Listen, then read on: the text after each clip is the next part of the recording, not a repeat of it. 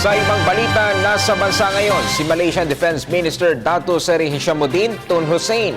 Kabilang sa kanyang mga naging aktibidad ay ang pagbisita sa Cotabato City kung saan ay nakapulong niya ang mga miyembro ng GPH at MILF peace panels. Ang ulat mula kay Elena Luna.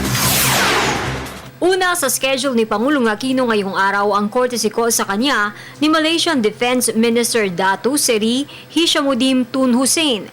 Dumalo rin sa courtesy call sa music room ng palasyo sila Defense Secretary Voltaire Gasmin at National Security Advisor Cesar Garcia. Nasa bansa ngayon ang Defense Minister ng Malaysia para sa 2 araw na pagbisita. Dumating siya kahapon sa Ninoy Aquino International Airport bandang alas 5 ng hapon.